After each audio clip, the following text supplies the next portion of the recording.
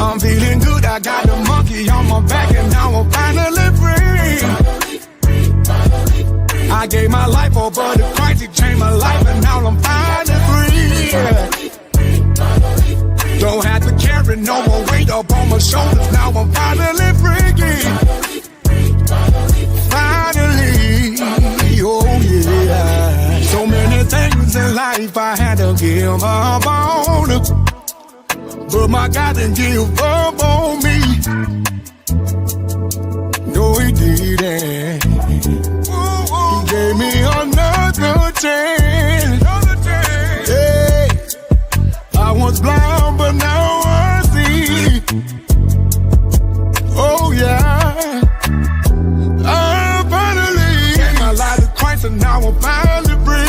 Anything I need, my God provides for me. I just want to thank you, God, for loving me, taking care of me and my family. I had to clean up when I messed up, started my life over again.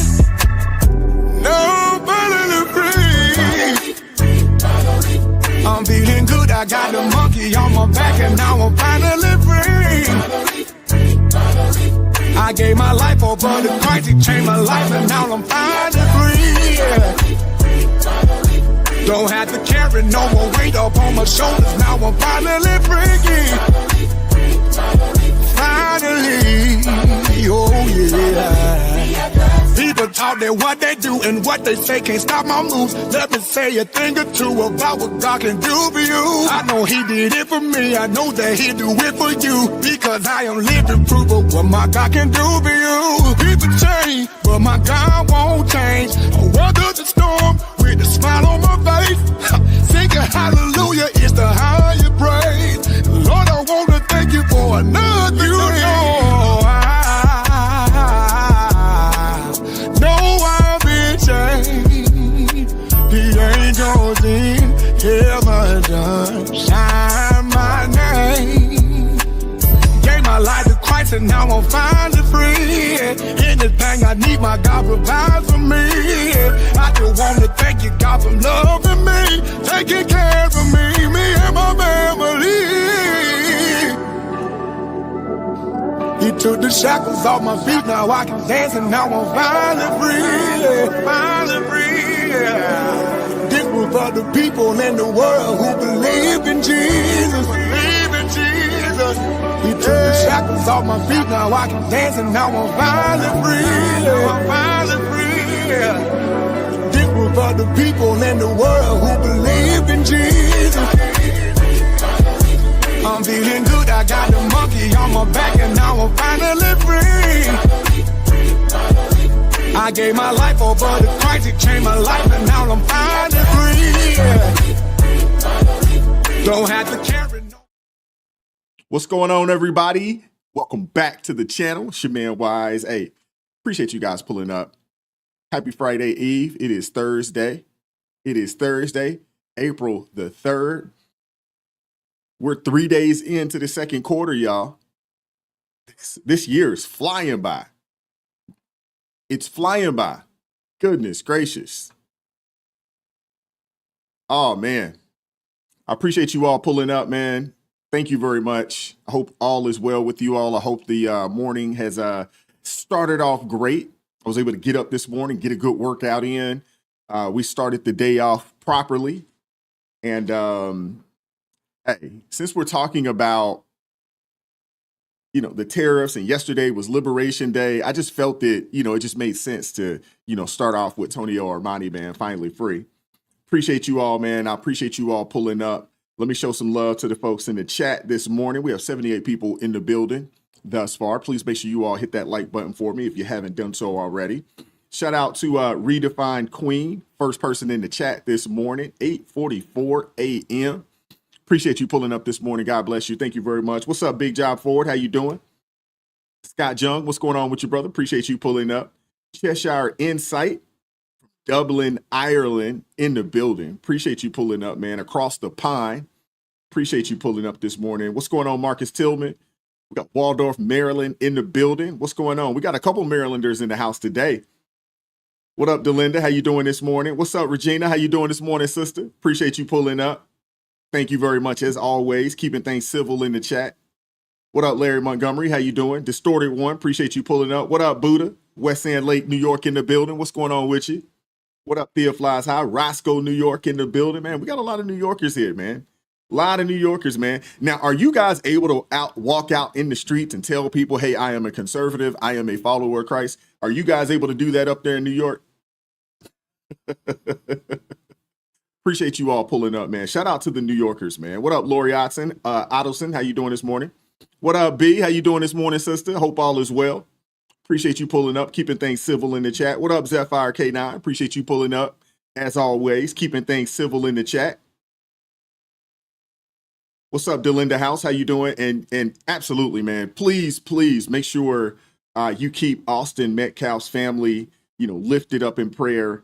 He was a young man. He was, if I'm not mistaken, I believe he was stabbed. And it's just so unfortunate, man. A young man, a young man, loses life, I'm sure, over something senseless. And it's just so unfortunate, man. So y'all make sure y'all keep his family, lifted up in prayer as they go through this trying time. As a parent, man, it's got to be your worst nightmare, burying a child, especially so young. It's got to be your worst nightmare. It does. What's going on, Donald Lovejoy? Appreciate you pulling up. Billy W., appreciate you pulling up this morning. What up, Christy? Chi-Town in the house. Reason Mahmood. What's up with you, brother? Appreciate you pulling up as always. What up, Pamela Townsend? How you doing this morning? Appreciate you pulling up. What up, Mark? Nashville in the building. Cashville in the building. What's going on, baby lungs? Burnsville, Minnesota in the house. What's going on with you? Appreciate you pulling up as always. What up, Vanessa Hall? What's going on with you? Appreciate you pulling up this morning. We got another Marylander. If I'm not mistaken, Vanessa is from Clinton, Maryland. If I'm not mistaken, that's PG County, not too far away from me. I'm on the next county up from there. But if I'm not mistaken, I believe that's where she's from. I'm almost 100% there. What up, Miko Tanaka? We got the Bronx in the house. Bronx in the building. Oh yeah. What up, Jeanette? How you doing? Janet, how you doing this morning? Shout out to you, Minnesota in the house. Appreciate you pulling up. What up, Marta? How you doing this morning? Appreciate you pulling up. Thank you very much. Bob Walla, Athens, Greece in the building this morning. I guess it's evening or afternoon for you guys. I think, if I'm not mistaken, I believe you guys are 6 or 7 hours ahead of us. Appreciate you pulling up this morning. Athens, Greece in the building. Oh yeah. Now, Christy says, we're going to need a soundtrack release. I don't know about all that. Maybe I could put together a playlist or something. I don't know about a soundtrack. Oh, yeah. What up, PK Krillin? How you doing this morning? What up, Terry M? How you doing this morning? Loveland, Colorado in the building. Oh, yeah. Y'all show love. Y'all show some love to Bob from Athens, man. Make sure y'all show Bob some love. Make sure y'all do that. What up, Ginger Snap Actress? How you doing this morning? Appreciate you pulling up as always. Thank you very much. RJ Hudson in the building. South Cat in the house. What's going on? We got 104 people in the building, man. Please make sure you guys hit that like button for me if you have not done so already. If you have not. What up, Small S? Hits us with a yo. What's up with you, brother? Appreciate you pulling up this morning. Thank you very much. Bronx in the house, man. We got a lot of New Yorkers, man. A lot of New Yorkers up in here. New Haven, Connecticut. Hoodlum Peterson in the building. Appreciate you pulling up. What's up, Margaret from Des Moines, Iowa in the house. Appreciate you. I thought so, Vanessa. I thought so. Clinton, Maryland in the building. Appreciate you pulling up. Thank you. What's up, Dora Cook, Houston, Texas in the house. All right. All right. We got a lot of Texans, too. A lot of Texans in the building. Washington State, Delinda, 6:30 a.m. One of my youngins is moving out there. One of my really, really good friends. His son is in the Navy. Both of us, he has 2 in the Navy. I have 1 in the Navy. He's actually going to be stationed out in Washington State. So let's keep him up in prayer as he, makes that move here in the very near future. He's actually been stationed out here for school for the past, I guess maybe past year and a half, but he is going to the fleet, and he will be out there in Washington State in the very near future, man. So shout out to him, man, and appreciate him, supporting and serving this nation. Absolutely. What's up, Barbara? We got California in the house. What up, Hobo Rob Prospecting? Appreciate you pulling up as always. Danny S. in Puget Sound, Washington. Look at that, man. We got a lot of Washingtoners. A lot of folks, or Washingtonians, I guess that's what you would call them. Appreciate you all, man. Thank you. What up, Kenny G? Appreciate you pulling up. Miko says he wears his Trump hat and mixed reception, but he doesn't care. Hey, appreciate that. That's awesome, man. That is awesome. I know, up in New York, man, it just seems like there's a lot of people that are just fed up with the craziness, but I think they've been voting a certain way for so long. Maybe it's a situation where they just don't know, they couldn't see themselves going another direction. Al Sharpton said the Democrat Party, they hadn't been doing a good job, but it doesn't make sense to support the Republican Party or anything that Trump is doing. It just doesn't make, that type of thinking doesn't make sense to me. It just doesn't. What's up, Mary D? Toledo, Ohio in the house. Herbert Senate, Florida in the building. Appreciate you pulling up. Says he's in a heavy Dem district, but before enjoying life and keeping liberals upset. I can appreciate that as well. Appreciate you. What's going on? I want to say the name. Is it Sauriza Cooper? Appreciate you pulling up. Hopefully I didn't butcher your name too bad. William Walker, appreciate you pulling up this morning. Thank you very much. What up, Ed? Mississippi in the building. What up, Terry? I'm a conservative in Colorado. Oh yeah, Colorado is a wicked blue state. Very wicked blue state. Lena Harris, appreciate you pulling up. KC, Missouri in the house. Appreciate you all pulling up. Proof is in the pudding. Appreciate you pulling up. Arizona in the building. Appreciate you pulling up. What up, James Brown? I hope you feel good. I'm sure you get that all the time, huh? How many people just walk up to you when they find out your name is James Brown? They just go, hey. What's up, Jane? How you doing? Las Vegas in the building. Oh, man. Yeah, Hoodlum Peterson, New Haven, Connecticut in the building. Absolutely, man. We're going to get the show started. We got another West Virginia in the building. Okay, shout out. What up, Kenneth Tatum? How you doing this morning? Appreciate you pulling up as always. What up, Kevin Caldwell? Voices of the Voiceless. Appreciate you pulling up. Chi-Town in the house, checking in. Appreciate you all, man. Thank you very much, man, for pulling up this morning. We'll go ahead and get the show started. Hey, as always, the only price of admission to join the live stream is to hit that like button for me if you haven't done so already. If you have, thank you. If you haven't, please make sure you do so. Super chats will stop the show. Super thanks will stop the show. Anybody that joins the ARP family, that will stop the show and they will be acknowledged. Anybody that gifts ARP family memberships, it will stop the show and they will be acknowledged as well. Appreciate the support. Appreciate the love, man. We're going to get things started. We got a heck of a show. We got a lot to get into today. And let's get things rocking, man. But give me 1 second here. We're going to get right into it.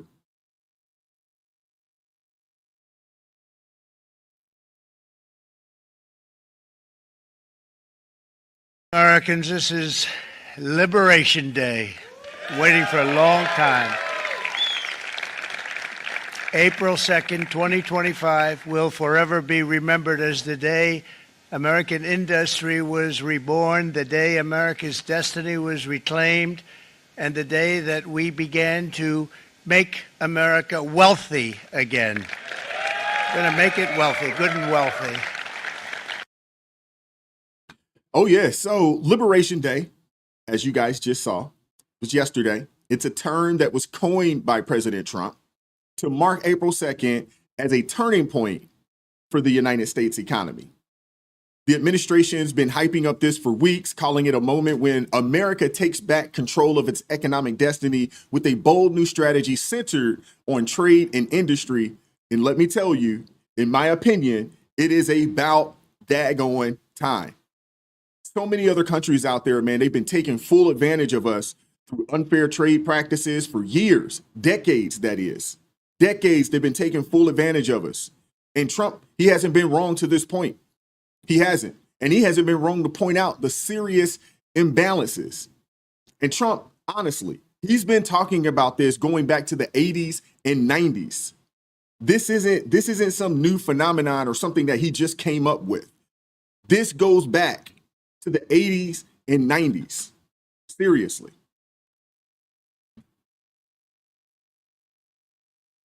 Last year criticizing U.S. foreign policy. What would you do differently, Donald? I'd make our allies, forgetting about the enemies you can't talk to so easily, I'd make our allies pay their fair share. We're a debtor nation. Something's going to happen over the next number of years with this country, because you can't keep going on losing $200 billion, and yet we let Japan come in and dump everything right into our markets and everything. It's not free trade. If you ever go to Japan right now and try to sell something, forget about it, Oprah. Just forget about it. It's almost impossible. They don't have laws against it. They just make it impossible. They come over here, they sell their cars, their VCRs, they knock the hell out of our companies. And hey, I have tremendous respect for the Japanese people. I mean, you can respect somebody that's beating the hell out of you, but they are beating the hell out of this country. Kuwait, they live like kings. The poorest person in Kuwait, they live like kings. And yet they're not paying. We make it possible for them to sell their oil. Why aren't they paying us 25% of what they're making? It's a joke. This sounds like political presidential talk to me, and I know people have talked to you about whether or not you want to run. Would you ever? Probably not, but we'll stop it right there. But again, like I said, he's been talking about this for a very long time. This isn't a new phenomena. Now, this is talk from a businessman. This is for someone that just looks at the numbers and they understand business. A lot of people on the left, there's a lot of people out there that they probably never seen that clip before. They've probably never, heard him speak on this, until recently. But this is something that was being discussed in the late 80s and early 90s. Take Japan, for example. They've got tariffs on American rice that can go as high as 700% for imports above their quota, which makes it just tough for U.S. farmers to break into their market. Though most of our rice gets in there at a lower rate, but they're crushing us. And then you've got the European Union, where tariffs on American dairy products, they can hit around 50% for products like butter if they're outside of their quota system. Canada's no better. They're no different. They actually can slap on 300% tariffs on butter and cheese for anything over their import limits. And even though 99.9% of our dairy enters duty-free under the new USMCA, it's still an unfair situation. India, they're in on it too. Vietnam, they're in on it too. But India, they have tariffs on some of the U.S. agricultural products like poultry and other things that reach up to 100% or more. These numbers come straight from the White House. And they paint a picture of a global trade system that's been stacked against American workers and businesses for decades. Again, Trump's been talking about this for a long time. This is not a new phenomenon. Trump's argument is that while U.S. has kept, its markets relatively open, everybody wants to come here and do business. Everybody wants to come here and sell. We've kept our markets relatively open. We've pushed free trade and low tariffs. In other nations, they've been playing a different game. They're taxing the heck out of us to do business in their nations. They've placed trade barriers to protect their own industries while flooding our markets with their goods. And it's led to a massive trade deficit, like the $292 billion gap between China just last year alone. And that has a major effect on American jobs in sectors like manufacturing and agriculture. Trump's team, he says it's time to fight back. It's time to fight back and stop letting other countries rip us off. And that's what Liberation Day is all about. It's about reclaiming America's economic power. If you guys recall, during the shutdown, we were running out of toilet paper and things of that nature because we don't really manufacture things like that in this country. We didn't really have the ability to mass produce these masks that we know didn't work, but we didn't really have the ability to mass produce these things. It's time for us to reclaim America's economic power. But let's hear from the man himself.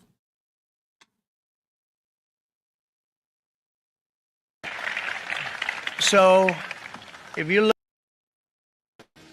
China, first row, China, 67%. That's tariffs charged to the USA, including currency manipulation and trade barriers. So 67%, I think you can, for the most part, see it. Those with good eyes, with bad eyes. We didn't want to bring, it's very windy out here. We didn't want to bring out the big charts because it had no chance of standing. Fortunately, we came armed with a little smaller chart. So it's 67%, so we're going to be charging a discounted reciprocal tariff of 34%. I think, in other words, they charge us, we charge them less. So how can anybody be upset? They will be, because we never charge anybody anything. But now we're going to charge. European Union, they're very tough, very, very tough traders. You know, you think of European Union, very friendly. They rip us off. It's so sad to see. It's so pathetic. 39%, we're going to charge them 20%, so we're charging them essentially half. Vietnam, great negotiators, great people. They like me, I like them. The problem is they charge us 90%. We're going to charge them 46% tariff. Taiwan, where they took all of our computer chips and semiconductors. We used to be the king, right? We were everything. We had all of it. Now we have almost none of it, except the biggest company is coming in. We're going to end up with almost 40%. Lee Zeldin's working to get their approvals. And it's an amazing company. Mr. Wei, of one of the great companies of the world, actually. They're coming in from Taiwan, and they're going to build one of the biggest plants in the world, maybe the biggest for that. But 64%, we're going to charge them 32%. Japan, very, very tough, great people. And again, I don't blame the people for doing it. I think they're very smart in doing it. I blame the people that sat right in that Oval Office, right over there, right behind the Resolute desk or whichever desk they chose. Japan, 46%. They would charge us 46%, and much higher for certain items like cars, you know, little items like cars. 46%, we're charging them 24%. India, very, very tough, very, very tough. The Prime Minister just left, and he's a great friend of mine, but I said, you're a friend of mine, but you're not treating us right. They charge us 52%. You have to understand, we charge them almost nothing for years and years and decades, and it was only 7 years ago when I came in, we started with China and charged them. We took in hundreds of billions of dollars from China in tariffs, and they understood, honestly. President Xi understood. He said, look, I understand, and the other countries, and they all understand. We're going to have to go through a little tough love, maybe, but they all understand. They're ripping us off, and they understood it. Prime Minister of Japan, Shinzo Abe. He was a fantastic man. He was unfortunately taken from us, assassination. But I went to him and I said, Shinzo, we have to do something. A trade is not fair. And he said, I know that. I know that. And he was a great gentleman. He was a fantastic man. But he understood immediately what I was talking about. I said, Shinzo, we have to do something. He said, I know that. And we worked out a deal, and it would have been a much better deal, but frankly, there were many years left on the deal that was made previous to my getting there, but it was something. If you look at Switzerland, 61% to 31%, Indonesia, Malaysia, Cambodia, oh, look at Cambodia, 97%. We're going to bring it down to 49. They made a fortune with the United States of America. United Kingdom, 10%, and we'll go 10%. So we'll do the same thing. South Africa, 60%, 30%, and they've got some bad things going on in South Africa. You know, we're paying them billions of dollars, and we cut the funding because a lot of bad things are happening in South Africa. The fake news ought to be looking at it. They don't want to report it. Brazil, 10%, 10%. Bangladesh is 74%. So you see what's going on. Pakistan, 58%. Sri Lanka, 88%. So what we're doing is we're taking not the full, we could take the full 88%. Thanks a lot, Harold. He's doing a very good job. How's he doing, all right? I think you better take it with you. It's not going to last very long. He's going to put it, it's going to follow you down with the wind. All right, so there you have it. And shout out to you, Quincy James. Appreciate you pulling up this morning. What's going on with you, man? But there you have it, man. There you have it. President Trump laying it all out right there on Liberation Day. You know, and I've got to say, man, this is the kind of leadership that America's been waiting for. It really is. This is the kind of leadership that America has been waiting for. Trump just dropped some serious truth bombs, finally putting America first. And this time, it's not just talk, it's action. He's hitting back at countries like China with 34% tariffs, India with a 26% tariff, the EU with a 20% tariff, and he's putting a baseline 10% tariff on all imports, with some tariffs going as high as 49% for nations that just refuse to play fair with us. These are reciprocal tariffs. I was talking to a friend of mine this morning in the gym, and he was saying, I don't understand why people are so up in arms. You know, these are reciprocal tariffs. These are the same types of tariffs that they're hitting us with. We're just hitting them back with the same thing. And I had to explain to him, I was like, honestly, I'm almost at a point where I don't believe that people understand what the term reciprocal means. We know that the news typically is given to us at about a 5th grade level, and they typically write articles at about a 5th grade level. So I think that there is a large amount of people that when they heard the term reciprocal tariffs, they had no idea what the term reciprocal means. And everybody is walking around with a phone, but they don't typically use it for looking up definitions of words. Hey, don't shoot the messenger. We got a lot of people out here that they're just not reading. They're just not reading. But these reciprocal tariffs basically mean that if a country hits us with a high tariff, we hit them back with the same or more. It's about fairness, plain and simple. Plain and simple. Trump's team, they've been working on this for weeks, and they're calling out really the dirty 15. You know, there's 15% of nations that dominate our trade, but use shady tactics like high tariffs, subsidies, and value-added taxes to block American products while flooding our market with theirs. I mean, we're talking about China, Japan, South Korea, the EU, so many others out there, Brazil, Thailand, South Africa, all of them, they've been playing this dirty game, all of them. But it is past time that the script gets flipped. It's past time. We understood, a lot of us understood why the trade deficit had been the way it is. When it comes to the European nations, you know, World War II, we wanted to give them the opportunity and the ability to earn money and then rebuild their cities. But they've been built for a long time. And at that point, man, they've just been taking advantage of us.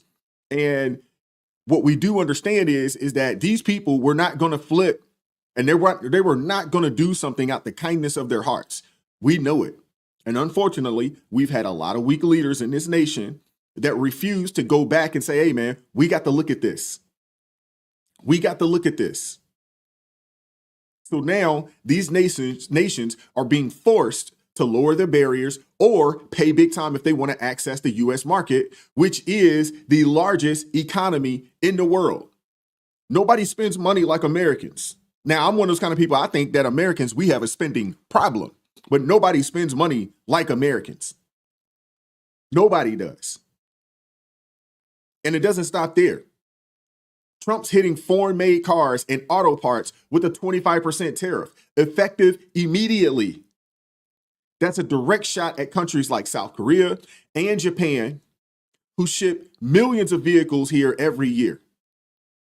Volkswagen, which is, I guess it's a German company, they decided that, hey, we're going to build cars in Mexico and then just drive them up to the United States because they could do it at a cheaper rate. And so many other companies had been doing the same thing. Honda was planning to do the same thing. Trump's message, man, it's clear. You want to sell cars in America to Americans, build them right here in America. We already have the infrastructure in most cases. This is about bringing auto manufacturing back home, back to Detroit.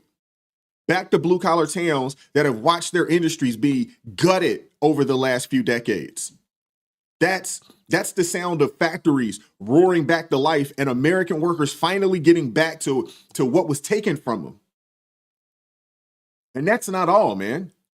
On Liberation Day, President Trump also announced nearly $5 trillion in private sector investment commitments from giants like Apple, SoftBank, Oracle, and even OpenAI. This isn't talk. These are real projects. Real projects. Apple's building a new tech campus. SoftBank is funding manufacturing plants in states like Texas. OpenAI, they're investing in next-gen innovation right here in the United States. This is money coming back to America. We're talking millions of jobs being created over the next decade, especially in manufacturing and tech, two sectors that have been bleeding for years. I know this. I worked in the tech industry for a very long time. The previous administration, those 4 years, man, the tech industry got hit hard. Tons of layoffs. Mainstream media didn't want to talk about it. I'm talking about thousands upon thousands, upwards hundreds of thousands of people in the tech industry lost their jobs. I was one of those people. So I know it to be true. And I still have friends that are in that market, that are in that world, and I still have conversations with them from time to time. We're talking skilled people that have been at this for a long time, lost their jobs. I didn't see any of those people being interviewed because the Biden-Harris administration was so bad that it caused millions upon millions of people to lose their jobs. I didn't see CNN or MSNBC interviewing any of those people. Now, of course, the left, they're already, out there, clutching their pearls, whining about how tariffs might raise prices. But let's be real. You can't put a price tag on American independence. You can't. You can't put a price tag on American independence. You can't measure the value of strong industries, good jobs, in a country that stands up for its own people. This is what leadership looks like. This is what putting America first looks like. And this is just the beginning. This is just the beginning. You got so many people out there butthurt behind this. Like, you're butthurt because they're going to bring jobs back to America. Now, what we do know is that these Democrats, they're always talking about somebody paying their fair share. They're always talking about somebody got to pay their fair share, except when it comes to countries that want to do business in our nation. There's only two ways that the United States of America earns or generates income or revenue. There's only two ways. You're either going to tax the American citizens more, or you're going to tax the countries that want to do business in our country. That's it. Democrats would prefer to tax you more. Their preference is to take more money from you, opposed to taking the money from the countries who have been fleecing us for years. That lets you know everything that you need to know about these people, where their allegiance lies at. Let's take a look at this video here. Confused about the coming tariffs, what it means for you, I'm with you. Luckily, we have somebody who can explain, or at least begin to explain, what it could mean for you. Bring a little clarity into your life, and that, of course, is our own Phil Mattingly. Thank you so much for being here to break it all down. The first question is the what. We all know by now that the expectation is that these tariffs go into effect and prices go up. Right. What do we expect the prices to go up on first? Yeah, look, it's got to be the most important question in everybody's minds right now. Maybe other than what is a tariff, which, by the way, it is a tax on imported goods. And by the way, it's paid by the importer, which is an American company, just kind of throwing that part out there. But to the prices themselves, look, it's almost impossible. It is impossible to tell people what is going to happen at 4 p.m. today because we don't know. Last night, the Trump administration still going through it at the highest levels. But what we do know is there have been significant tariffs already put into place. 25% on some countries, 25% on steel, kind of across the board tariffs that we hadn't seen before at a scale that's much bigger than the first term. And we know from those tariffs, things like food, crude oil, cars and autos, computers, electronics, clothing, are all targeted or will get hit by that. We'll see how the market kind of plays out going forward. A lot of reticence to make any moves as we wait for more tariffs to come in. And I think that's the critical point here, because when you look at the tariffs that have already been put into place, you're talking, of course, about 25% on Mexico, 25% on Canada, 20% on China. Then you have steel and aluminum tariffs. That hits the EU. You also have automotive tariffs, parts tariffs as well that are coming into play today. It's been fascinating to watch India, which has major agriculture barriers. They've been targeted. They've been trying to get out of it. What happens there? So we have a sense of the scale right now, which is bigger than we've ever seen before. And yet today is going to be so much bigger. Okay, so explain the different kinds of tariffs that could impact Americans. Yeah, look, if you're an economist who loves modeling tariffs, like, God bless you, but also this is your heaven and this is your moment, because all we're operating in right now is the theoretical. What Donald Trump has proposed is reciprocal tariffs. He says this is an issue of fairness. There are countries with barriers that are significantly higher than the U.S., particularly when you include non-tariff barriers. We're just trying to equalize right now. That's really hard to do, going country by country, product by product. How do you define non-tariff barriers? However, the Yale Budget Lab has been doing some great work trying to figure this out. They put the cost of the American price increases at $2,700 to $3,400 for their version of the reciprocal tariffs plan. Now, what about a universal tariff? Every country kind of hits a minimum of payment. 20% was a topic that had gotten back on the table after being off for several months, $3,400 to $4,200. So the scale could be enormous if it's as big as proposed right now. So, all right, so let's talk about this real fast. Let's talk about this because the left's reaction, I mean, it's predictable. It is as predictable as ever. And honestly, I mean, it's really disingenuous. Now, look, I mean, I get it. Tariffs, they can definitely raise prices in the short term. It's not wrong. What they're saying, it's not wrong. Tariffs can actually raise prices in the short term. But here's what they're not telling you.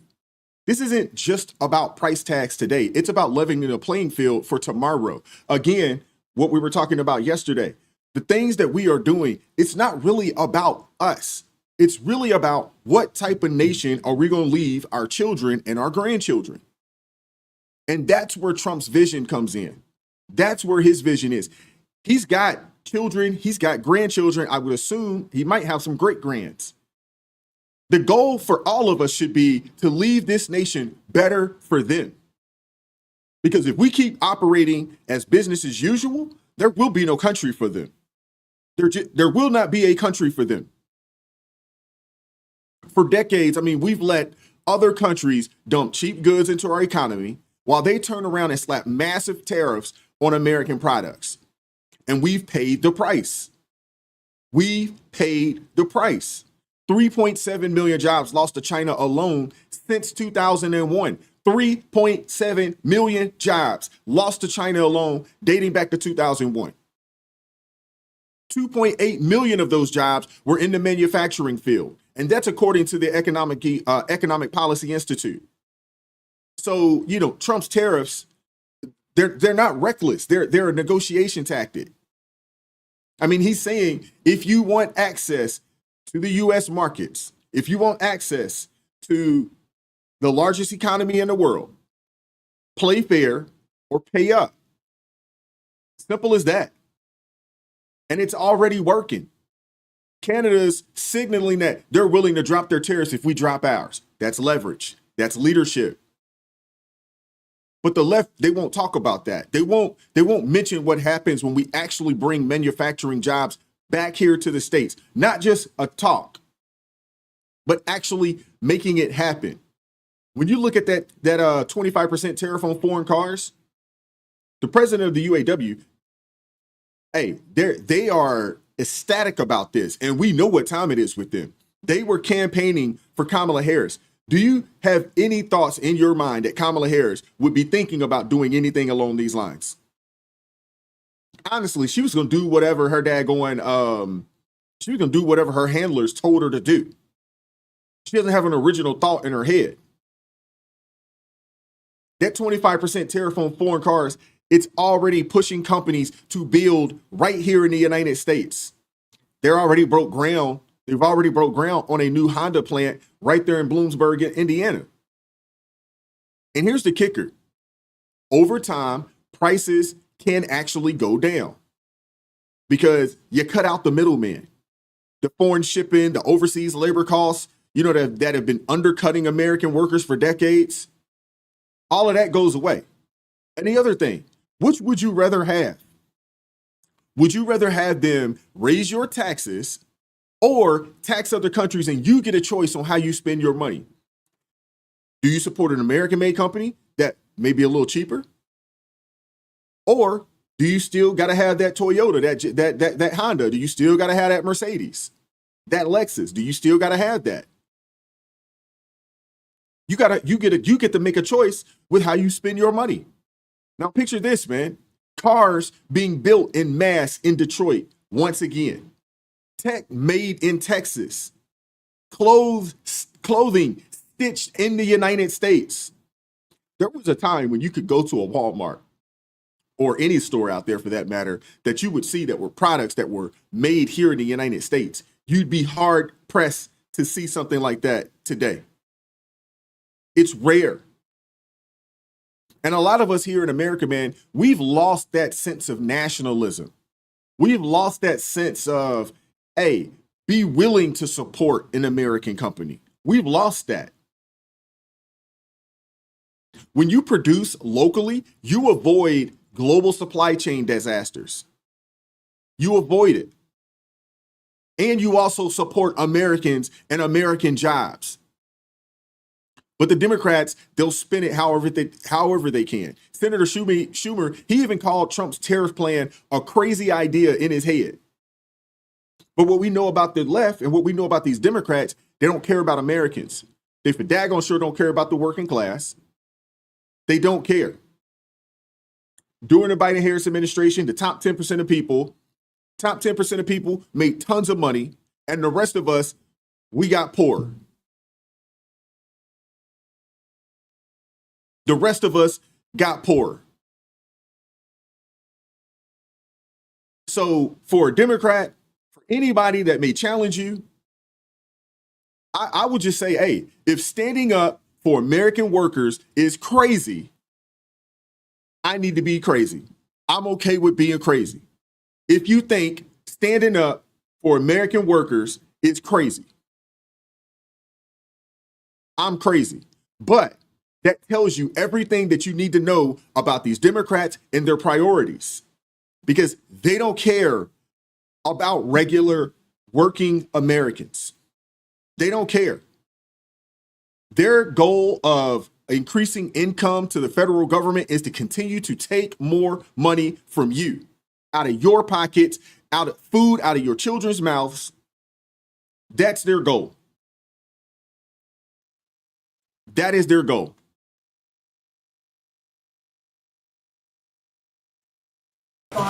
To the president's argument that these tariffs will lead to reshoring of manufacturing overseas and allow for a level playing field for U.S. industry. Yeah, well, he gets these ideas in his head. He has no proof, and most every study, and these guys know this, has shown that that doesn't happen, plain and simple. That's the problem. There's no factual basis here. It's a crazy idea in his head that hurts American families and does very little benefit, and in an untargeted way that makes no sense. Got it. So I want to show you guys this. Take a look at this clip from 2018 after Trump proposed tariffs on China. Take a look at this. I think the president's doing the right thing. China has been taking advantage of us for two decades. They're stealing our intellectual property, which means stealing our good-paying jobs. And I, frankly, am closer on this issue, not on many, but on this issue with President Trump than I was with Presidents Bush or Obama, because they did nothing to tell China off. Now, China, of course, will respond. But if they know we're strong and we're not going to back off, they will back off. They have far more to lose than we do. They have a $300 billion trade surplus with us. So I'm looking out, number one, for jobs. You know, if General Electric moves jobs to China, they're not unhappy, but my New York workers in Schenectady are unhappy. And so you can't let the international business companies who don't give a hoot about where their factories are govern this. You have to do what's good for the American worker. Let me remind that for y'all. President's doing the right thing. China has been taking advantage of us for two decades. They're stealing our intellectual property, which means stealing our good-paying jobs. Right there. Now, I mentioned it earlier. Over 3 million jobs gone, dating back to 2001. 3 million jobs gone, dating back to 2001.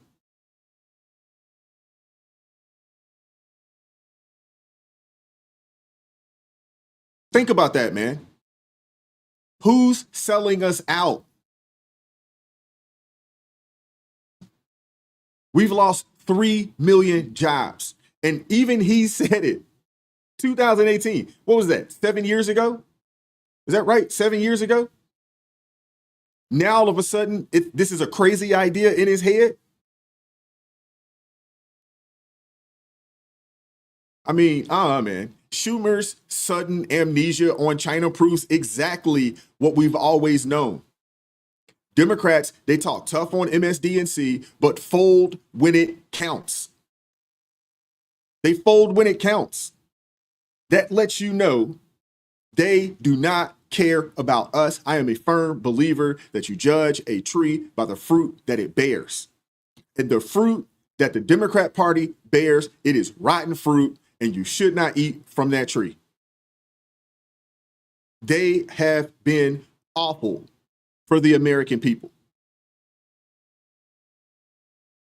And meanwhile, Trump's tariff and America First investment policies, they actually are being delivered. They hit Beijing where it hurts, targeting predatory trade practices while fast-tracking investments into U.S. tech, infrastructure, and farmland. This wasn't just talk. Trump's reform blocked Chinese buyouts of critical assets, forced transparency in foreign deals, and helped keep American jobs on American soil. Intellectual property theft dropped. Beijing's influence campaigns or influences on campaigns, it stalled. Democrats had 4 years to match that level of resolve, and they chose not to do it. And that tells you everything that you need to know about these people. It tells you everything that you need to know about these people. Now let's see what happens. Because if this strategy works, and I pray it does, this could be a game changer for America's future. If other countries are forced to play fair, lower their tariffs, and open their markets to the U.S., just imagine what that could mean for us. We're talking a stronger economy, better paying jobs, and a thriving middle class. Those are all three things that Democrats are not interested in. They don't want the middle class to thrive. They don't want jobs brought back here to the States. If you have a group of people who are independently doing well for themselves, what do the Democrats have to offer you? Seriously, what do they have to offer you? And here's the boldest part. Trump's even floated the idea of replacing the IRS entirely. Imagine funding our government through tariffs instead of taxing your paychecks. No income tax, no IRS. Just you keeping more of your hard-earned money while foreign nations foot the bill for American prosperity. That right there is vision. And like I said, we'll see what happens, but I'm hopeful. And to be honest with you, we have to try something. Because going about it the way that we've been going about it, it isn't good. And the only solution that Democrats tend to have is we need to tax you more. That's it. That is always their solution. We just got to raise taxes. We got to raise taxes. That's it. They never have a solution that doesn't require taking more money from you. They never have a solution like that. Their solution always requires taking more money from you.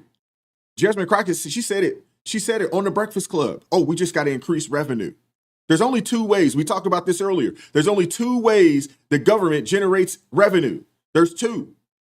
They're either going to take the money from you via taxes, or they're going to take the money from these countries that want to do business in this country via tariffs, which is basically tax on countries that want to do business in our nation.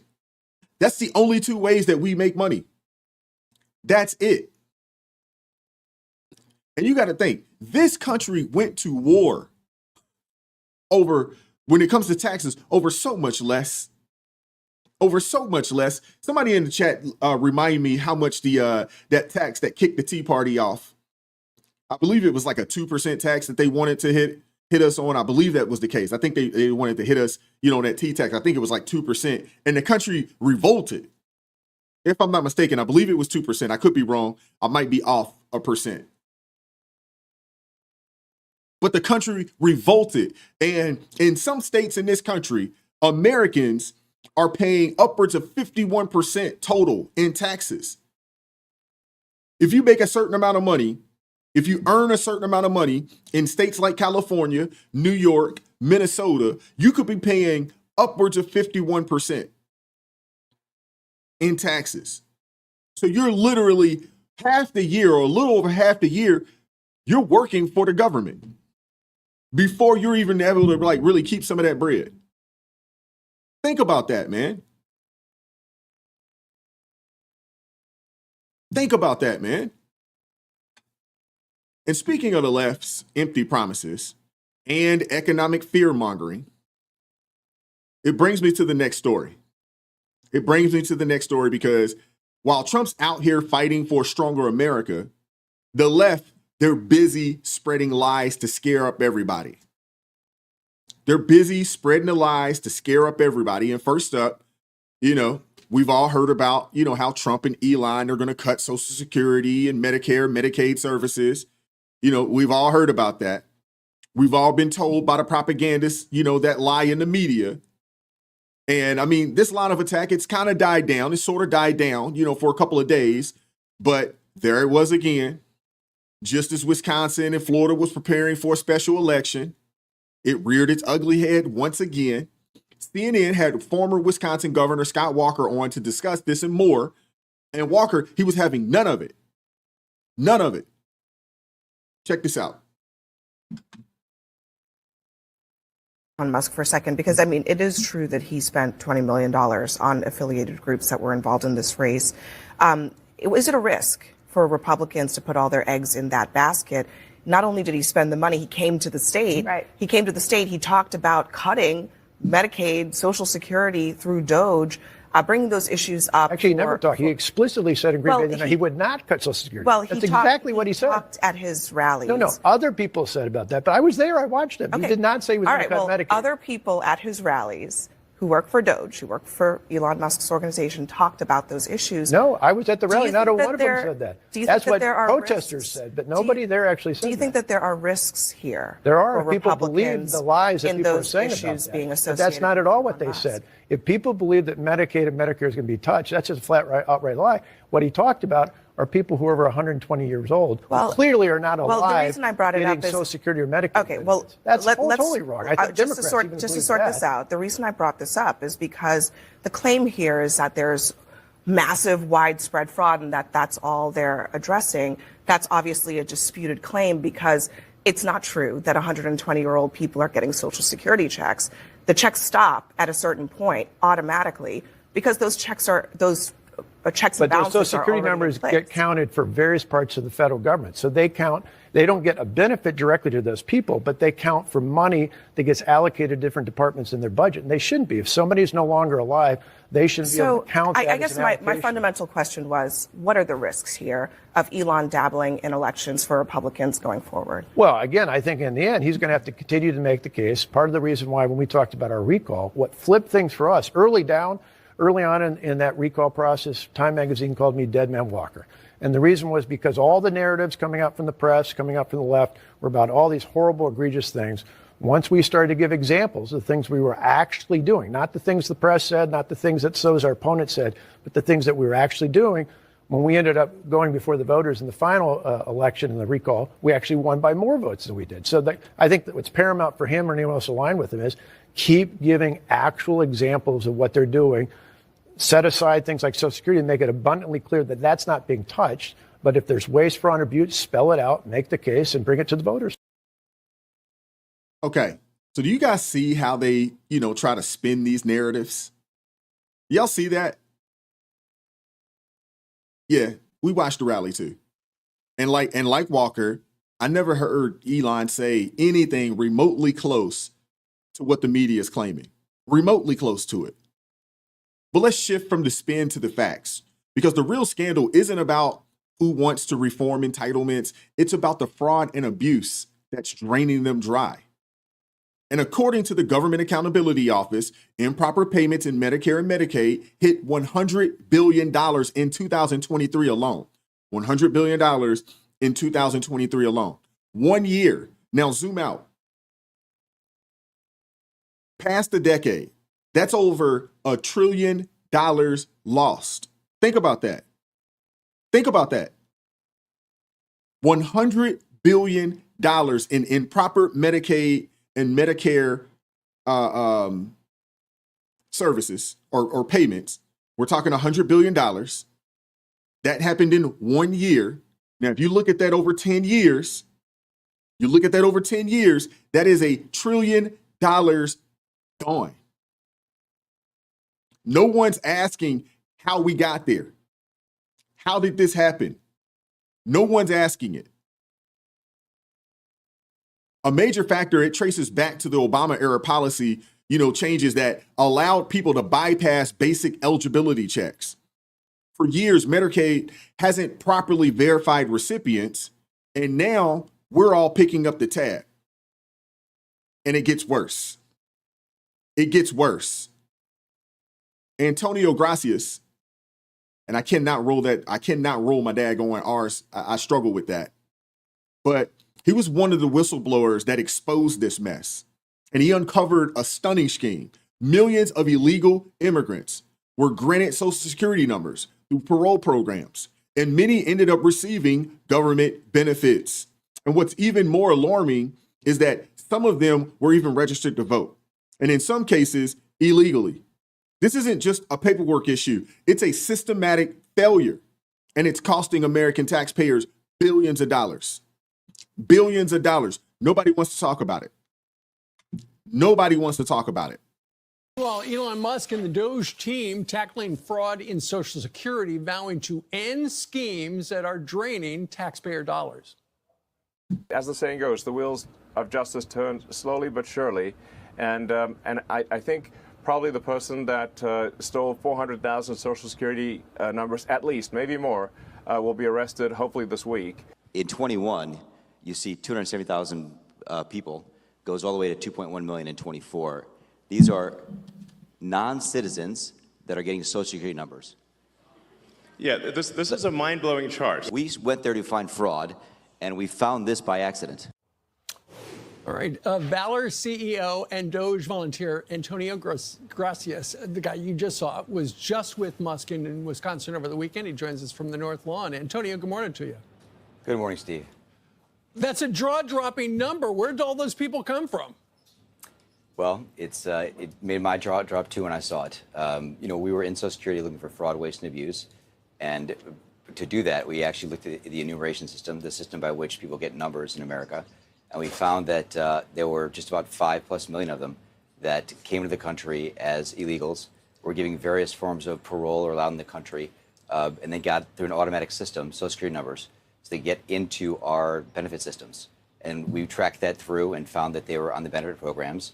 And just because we were curious, we then looked to see if they were on the voter rolls. And we found in a handful of cooperative states that there were thousands of them on the voter rolls, and that many of them had voted.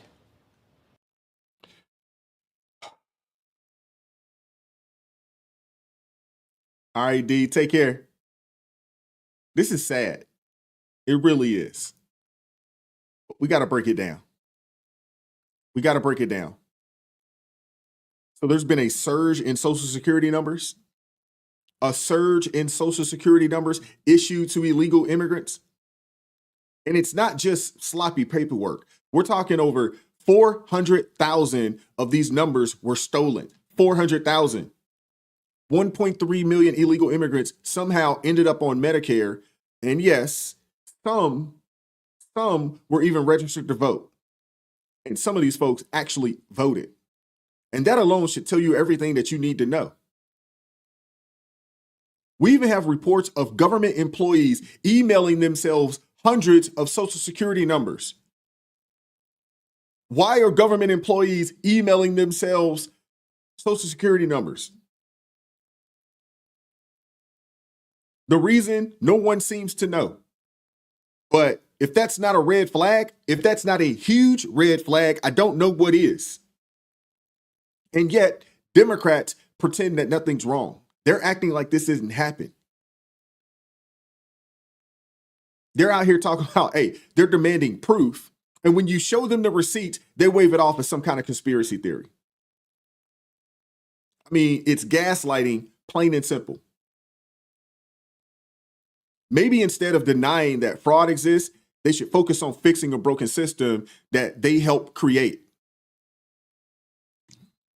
I would also say, how about you send a reporter to go do some actual journalism?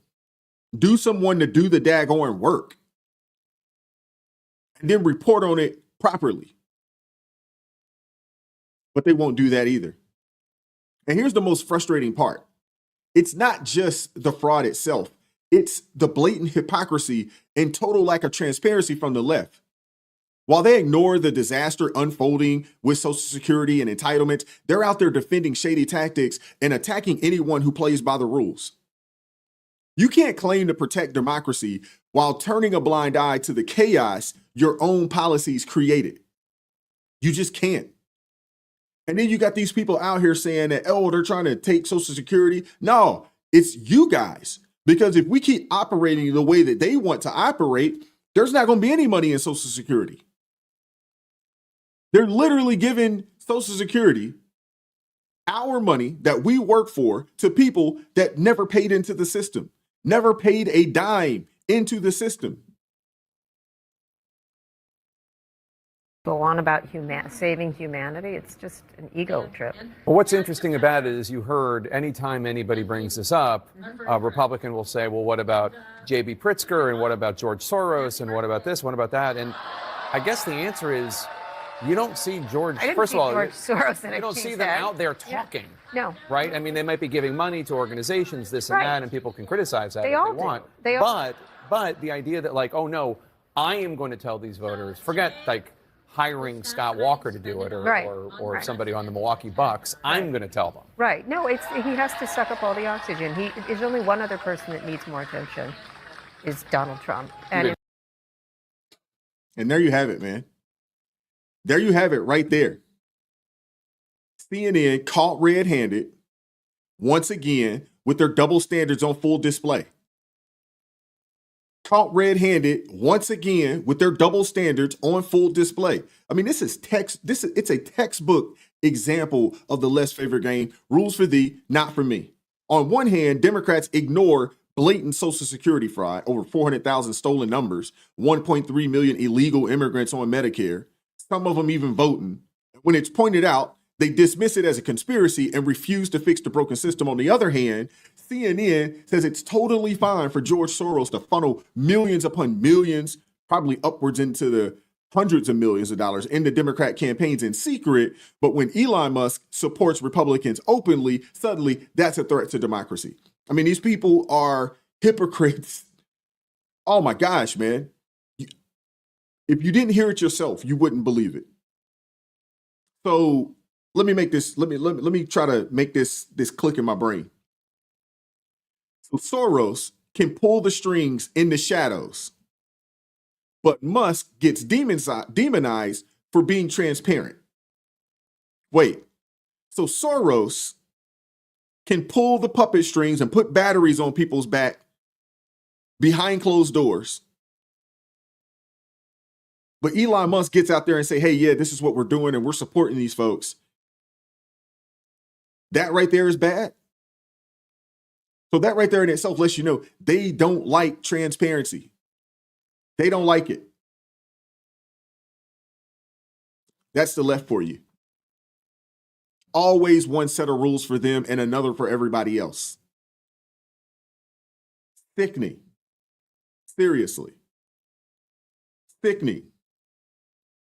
And speaking of hypocrisy, here's one of the biggest ones of all, at least over the last couple years.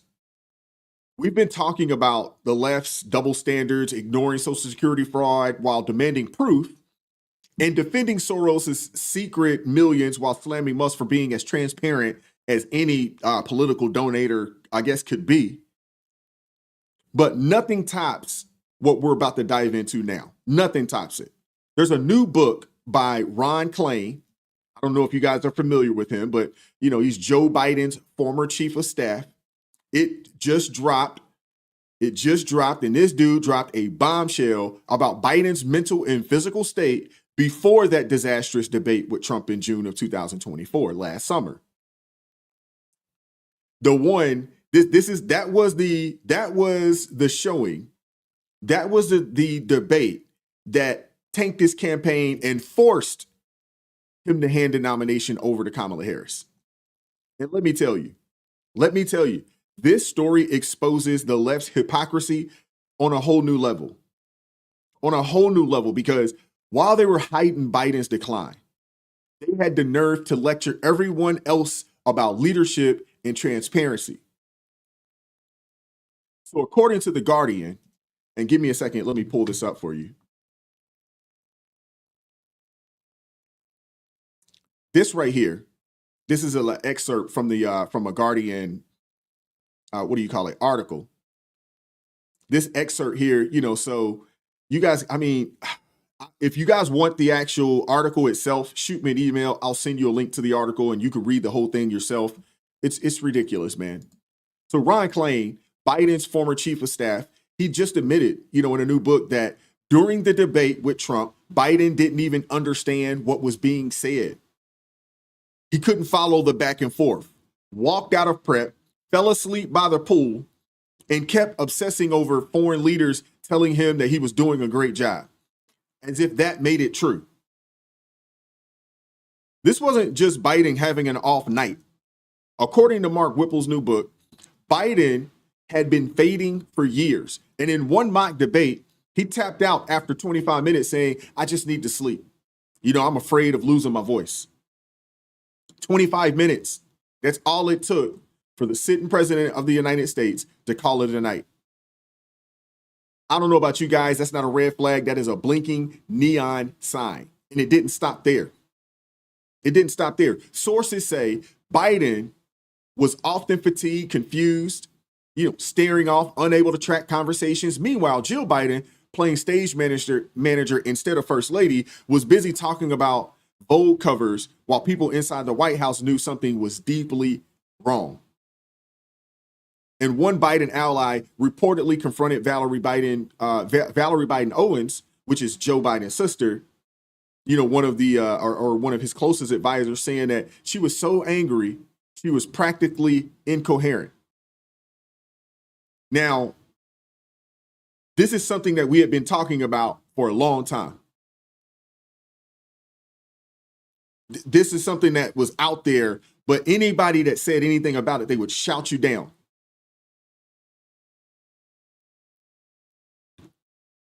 The truth was finally coming out, and that's why that particular individual was losing it like that. The man that they've been shielding for years wasn't fit to lead. And then there's Ron Klain. Not some, background staffer, but the gatekeeper, the guy running the show.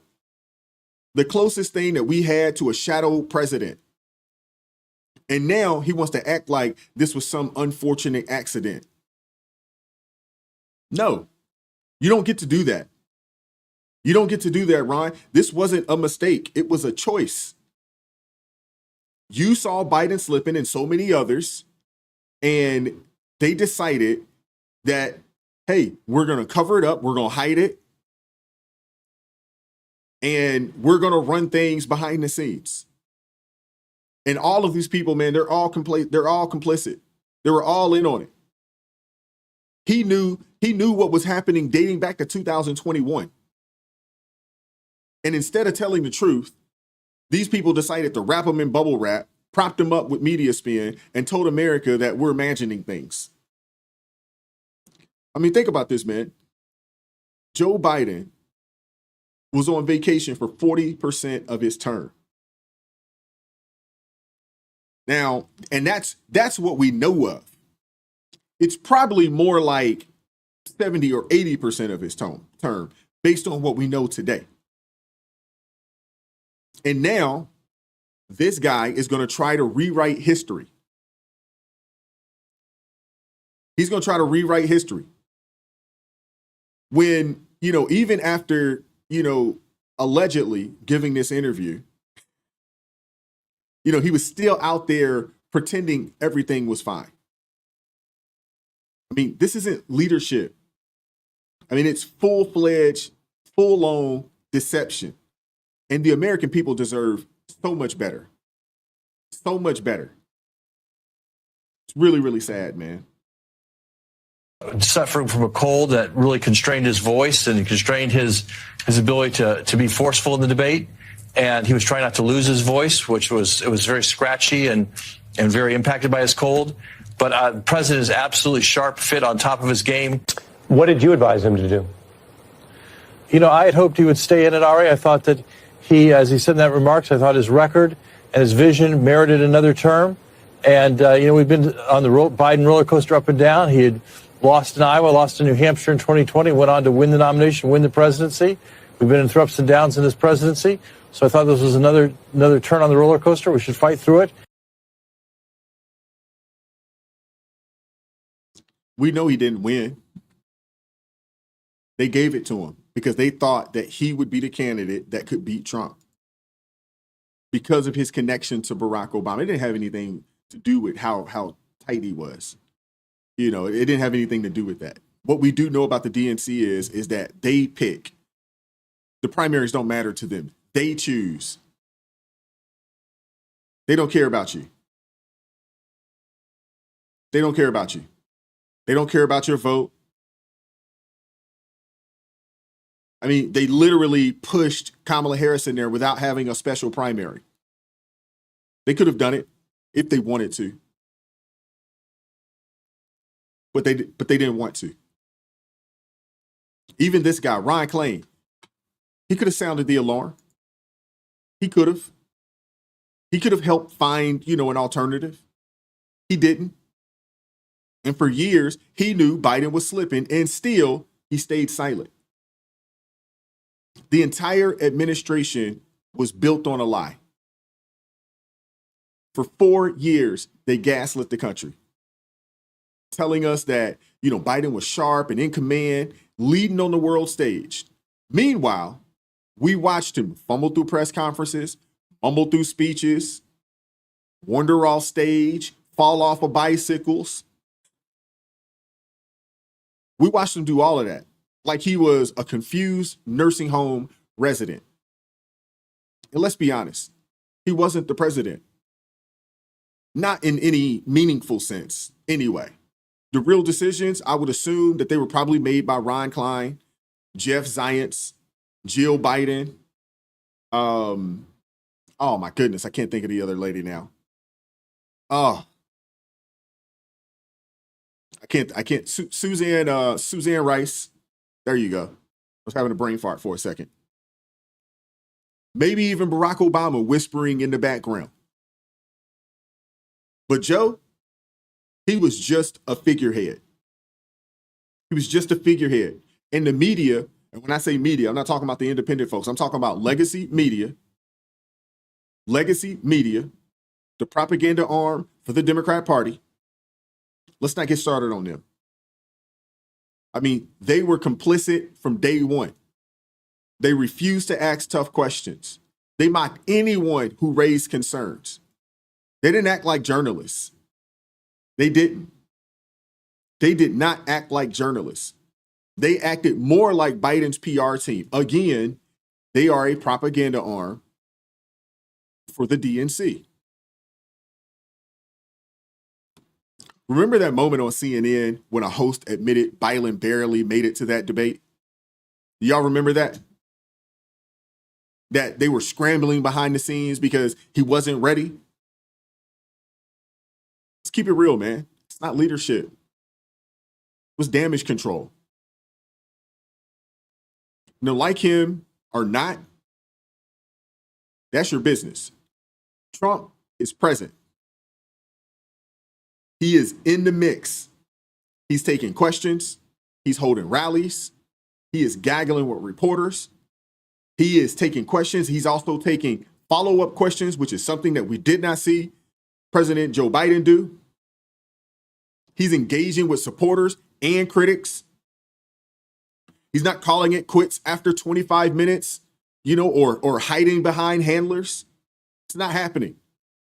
We actually have somebody that is a true functional individual in the White House because we did not have that for the previous 4 years. You might not agree with every policy, but at least you know who's running the daggone show.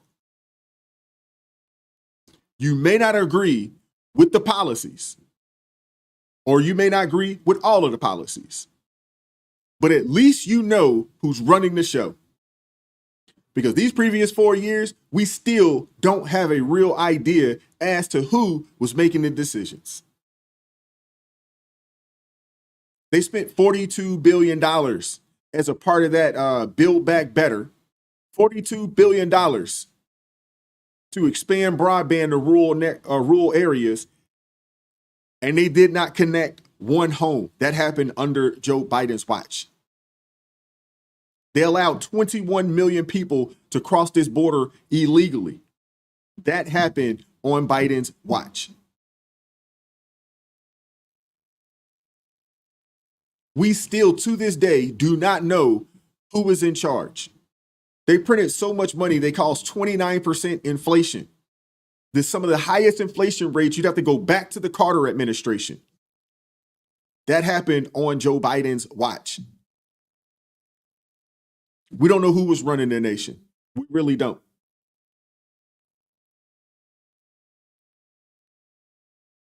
But what I do know is, one, they didn't do a good job, and two, they were doing everything that they could to sabotage this nation from the inside out. And to be honest with you, they did a good job doing it. They did. If their goal was to sabotage this nation, they accomplished their goal.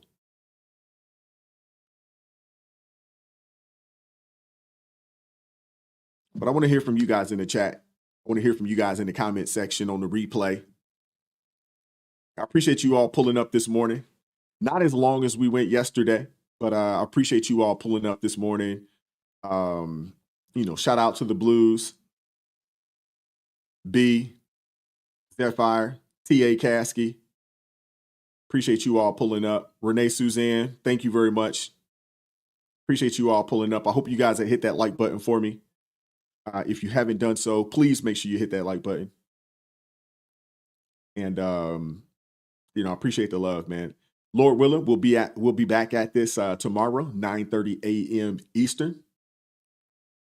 9:30 a.m. Eastern. Lord willing, we'll be right back at it like we never left. But definitely appreciate you guys hanging out and rocking with me today, as always. Shout out to Curry, man. Says he watched the channel from the UK every day. Shout out to you, man. Shout out to you. Thank you. Thank you, Chloe. I appreciate that. I do. I appreciate that, man. I appreciate that. Ace Brigade says, from a Bengals brother. Oh, yeah, we got y'all. Hey, we got y'all home game. I'll be there. First game of the season. First home game of the season. Bengals.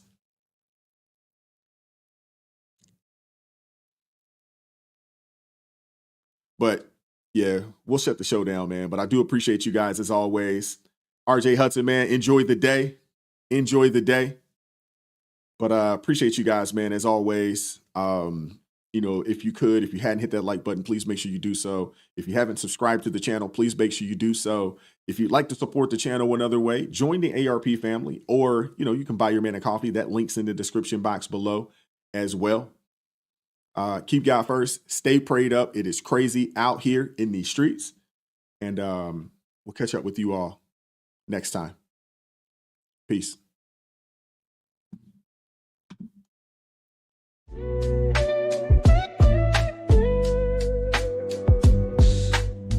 Vibes so raw, can't hide the truth. Words so sharp.